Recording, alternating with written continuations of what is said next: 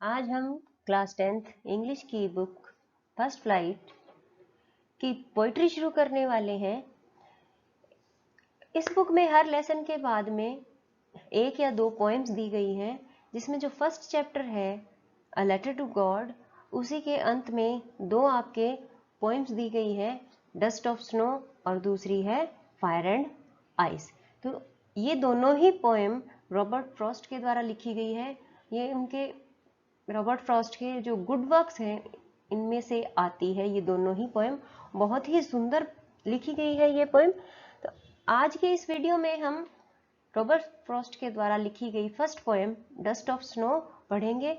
इसके साथ ही हम इसका पूरी डिटेल करेंगे, पोइट के बारे में, पोएम के इंट्रोडक्शन के बारे में, पोएम में यूज होने वाले difficult words, line to line इसका हम एक्सप्लेनेशन भी करेंगे। साथ में पोएम की समरी और जो भी लिटरेरी डिवाइस इसके अंदर यूज हुए हैं उनका हम डिटेल से यहाँ पर पढ़ेंगे। तो चलिए शुरू करते हैं आज की ये अपनी poem dust of snow. Poem को पढ़ने से पहले हम थोड़ा सा पोइट के बारे में इंट्रोडक्शन देख लेते हैं। Robert Frost was an American poet. Robert Frost कहाँ के कवि थे? अमेरिका के कवि थे वो।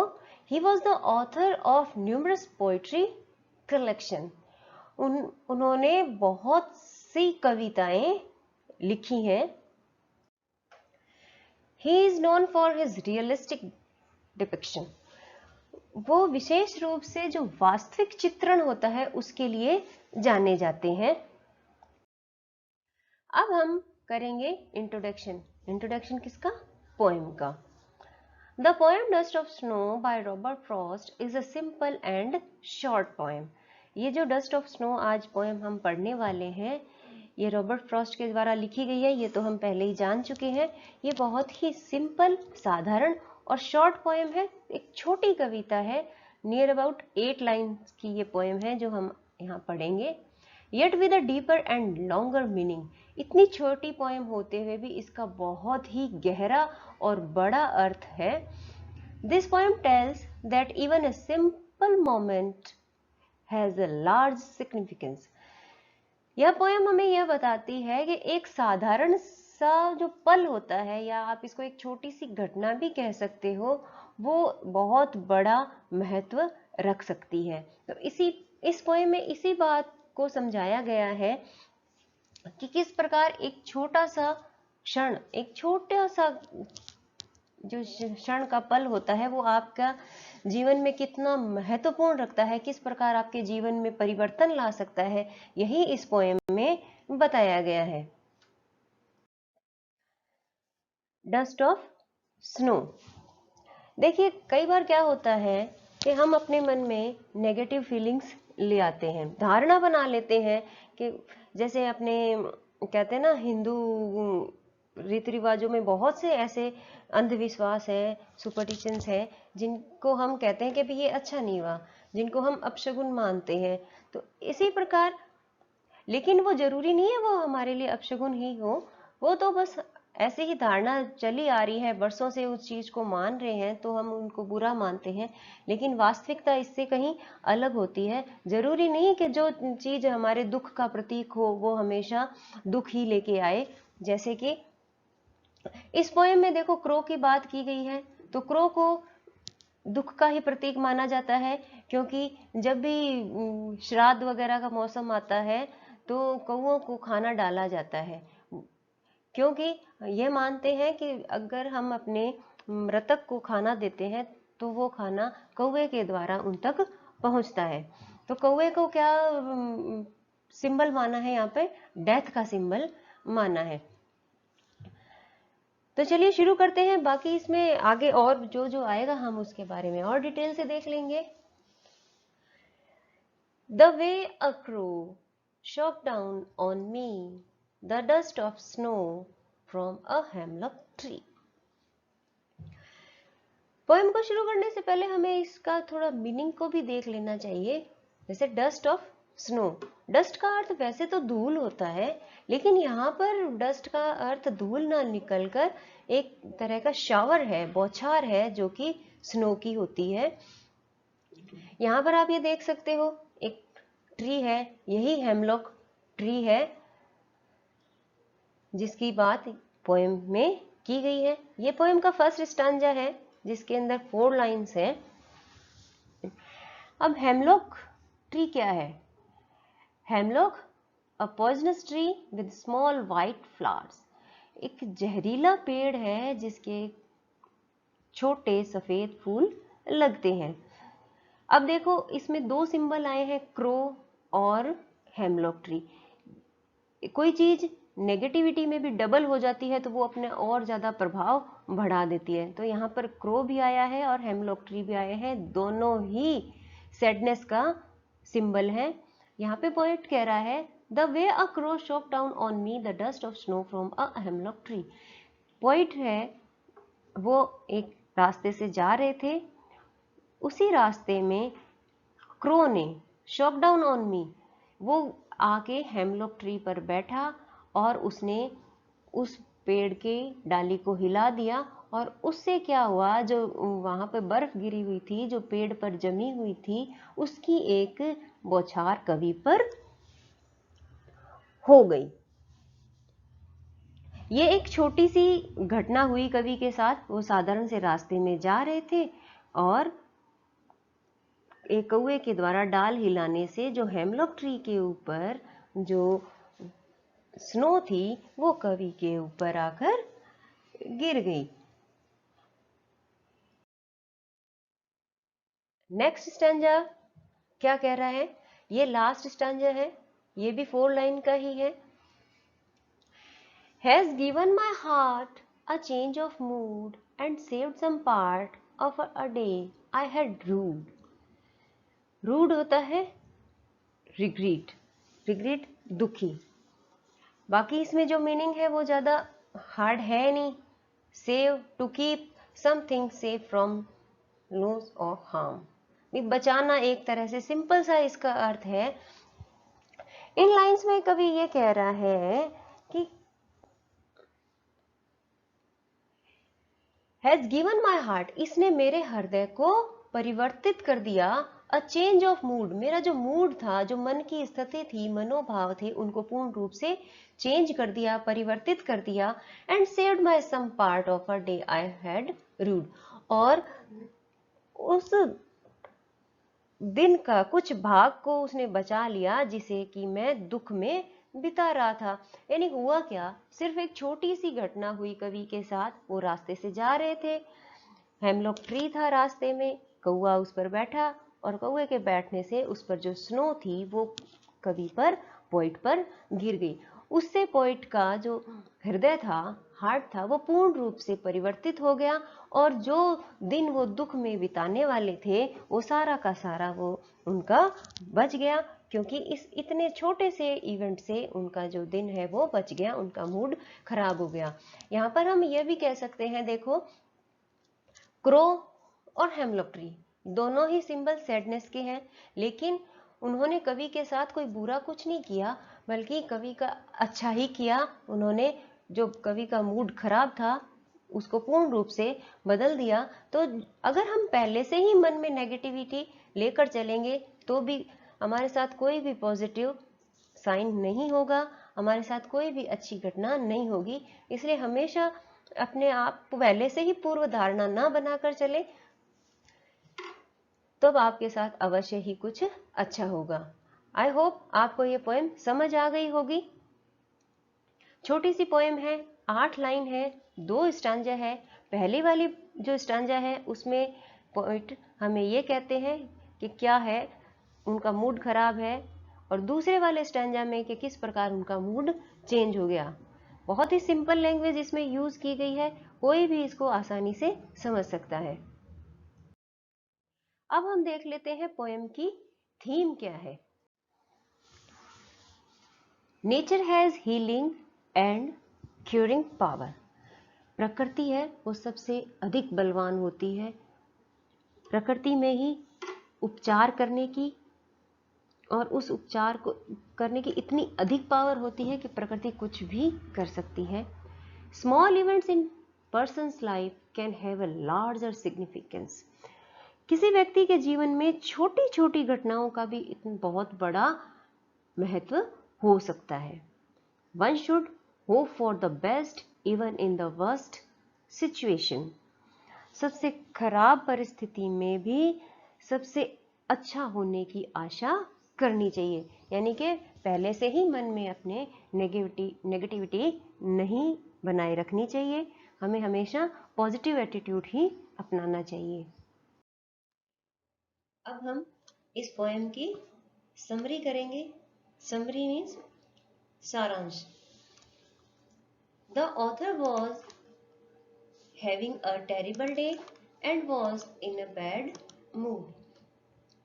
लेखक का वह बहुत ही टेरिबल डे था, भयानक दिन था, और वह बहुत ही बुरे मूड में था। He was standing near a hemlock tree which was poisonous. वह हेमलॉक ट्री के पास खड़ा था जो कि बहुत ही जहरीला पेड़ था। A crow must have perched upon the snow-laden hemlock tree happened to sprinkle some snow dust of him. एक कौवा जो कि बर्फ से लदे हुए हेमलॉक ट्री पर बैठा हुआ था, उसने उसकी जो बर्फ की धूल थी, यानी कि बर्फ जो छोटे छोटे कण थे बर्फ के, वह उन्हें क्या कर दिया, उसने कवि पर छिड़क दिया। The falling of the snow off his head lifted his mood instantly. जब बर्फ के कण उसके सिर पर गिरे तो उनका जो मूड था उसी क्षण क्या हो गया, अच्छा हो गया। And his sad and depressive mood changed into an elated one due to the crow and the hemlock tree. और लेखक का जो बहुत ही उदास दुख भरा जो मूड था वो एक कौवे और जहरीले हेमलॉक ट्री के कारण वो पूर्ण रूप से क्या हो गया, बदल गया, और वह क्या हो गया, उत्साहित हो गया। लेखक का जो मूड था वो पूर्ण रूप से बदल गया। अब हम करेंगे जो भी लिटरेरी डिवाइस इस पोएम में यूज हुए हैं उनके बारे में हम थोड़ी चर्चा कर लेते हैं। इससे क्या होता है, हमें पोएम के जो छोटी छोटी चीजें हैं वो समझने में बहुत ही आसानी होती है। सबसे पहले बात करेंगे राइम स्कीम की। तो राइम स्कीम होती क्या है?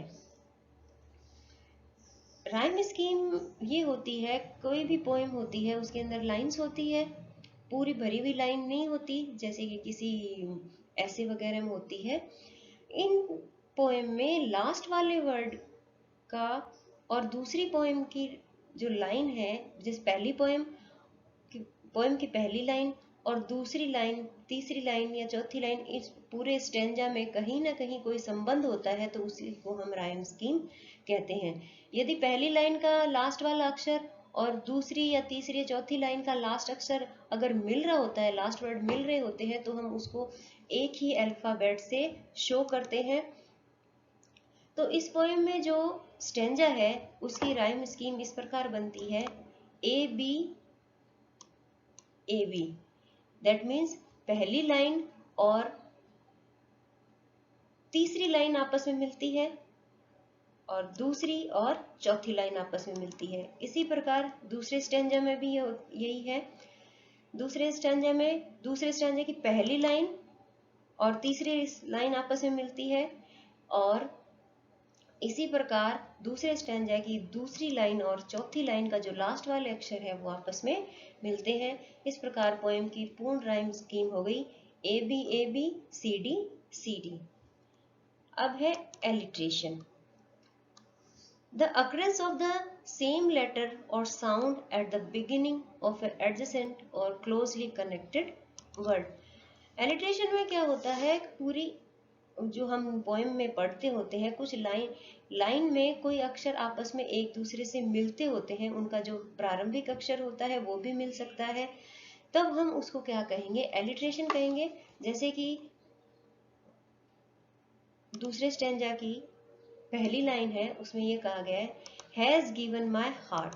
इसमें देखिए एच और इसमें भी एच, ये दोनों का रिपीटिशन हुआ है, तो ये यहाँ पर एलिट्रेशन है। इसी प्रकार एंड सेव्ड सम पार्ट, इसमें भी एस और एस इन दोनों का रिपीटिशन हुआ है बिगिनिंग ऑफ द लेटर, तो ये हमारा क्या है, यहाँ पर एलिट्रेशन है। अब है assonance. The prominence of a vowel sound throughout a line is called assonance. Poem के अंदर यदि वोवल साउंड का जो बार बार मिलता है उसको हम क्या कहते हैं, एसोनेंस कहेंगे। जैसे कि स्टेंजा में दूसरी लाइन है शॉक डाउन ऑन मी, तो इसमें ओ का बार बार रिपीटिशन हुआ है, तो sound is prominent. O sound क्या है, बार बार इसमें यूज की गई है। अब फोर्थ है इंजेम्बमेंट। इंजेम्बमेंट क्या है, when the same sentence continues to the next line without the use of any punctuation marks, it is called injunction. It has been used throughout the poem. इसके अनुसार क्या होता है, जब कोई लाइन होती है बिना किसी पंक्चुएशन मार्क के कंटिन्यू चलती रहती है, वही हमारा क्या है, इंजम्मेंट। सेंटेंस एक ही चल रहा है, बीच में सेंटेंस कट नहीं हो रहा है, लेकिन एक ही लाइन को अलग अलग लाइंस में डिवाइड करके एक स्टेंजा बना दिया गया है और इसमें कोई भी पंक्चुएशन मार्क यूज नहीं किया है, यही हमारा इंजम्मेंट कहलाता है। नेक्स्ट हमारा लिटरेरी डिवाइस है सिंबोलिज्म। सबसे पहले हम यहाँ देखते हैं कि hemlock tree. Hemlock tree is a symbol of death. Hemlock tree किसका प्रतीक है, डेथ का। The crow is also a symbol of bad luck and Doom, और क्रो भी क्या है, बुरे भाग्य का ही प्रतीक है। अब है irony, a contrast between reality and expectation, between what is said and what is actually meant, between what have appear to be true and the real truth. वास्तविकता और अपेक्षा के बीच में what is said जो कि कहा जाता है, इसमें क्या है, आपस में विरोध होता है। और between what appear to be true और the real truth, और सत्य और जो वास्तविकता होता है, इन सभी में आपस में क्या, ये वास्तविक सत्य प्रतीत होता है। The action of the crow shaking off the dust from the hemlock tree on the poet is ironical, as it has uplifted his sad mood and saved his day from getting rude. कवि पर hemlock के पेड़ से धूल के कण झाड़ने वाले कौवे के जो काम करता है, यह आयरनी होती है, विडंबनापूर्ण है, क्योंकि इसने उसके उदास मूड को पूर्ण रूप से ऊपर उठा दिया और उसके दिन को बर्बाद होने से बचा लिया। यानी कि इसमें एक तरह का विरोध होता है, अपोजिट मीनिंग हमें देखने को मिलता है। जैसे कि हेमलॉक ट्री और क्रो दोनों ही दुख के प्रतीक हैं, लेकिन इन दोनों ने ही मिलके कवि का जो बुरा मूड था उसको पूर्ण रूप से परिवर्तित कर दिया। तो यह हमारा यहाँ पर क्या यूज हुआ है, आयरनी यूज हुआ है। दोनों में आपस में एक तरह का विरोधपूर्ण व्यवहार हुआ है, इसलिए यहाँ पर आयरनी का भी यूज हुआ। Conclusion of dust of snow. अब निष्कर्ष क्या है इस पोएम का, वो भी हम थोड़ा सा देख लेते हैं। The poem conveys the message of positivity. ये पूरी जो पोएम है वो हमें क्या संदेश देती है, सकारात्मकता का, पॉजिटिविटी का संदेश देती है, मैसेज देती है। इट टेल्स अस, ये हमें कहती है that if we take things positively in life, यदि हम चीज़ों को अपने जीवन में सकारात्मक रूप से लेंगे, पॉजिटिव रूप से लेंगे, situation do change for better, तो जो परिस्थितियां हैं वो अच्छे के लिए बदल जाएगी। The poem teaches us, poem हमें यह सिखाती है that very small act in life can illuminate our soul and motivate us to do better, कि एक छोटा सा भी काम हमारे जीवन में हमारी आत्मा को प्रकाशित कर सकता है और हमारे लिए बहुत ही अच्छा कर सकता है, हमें एक अच्छी प्रेरणा दे सकता है। तो पहले से ही अपने मन में नकारात्मकता को ना बनाए रखें, अपने अंदर हमेशा पॉजिटिव एटीट्यूड रखें। इससे आपके जीवन है वो और भी सरल हो जाएगा और सुखमय हो जाएगा। आई होप ये पोएम आपको समझ आ गई होगी। Thank you very much.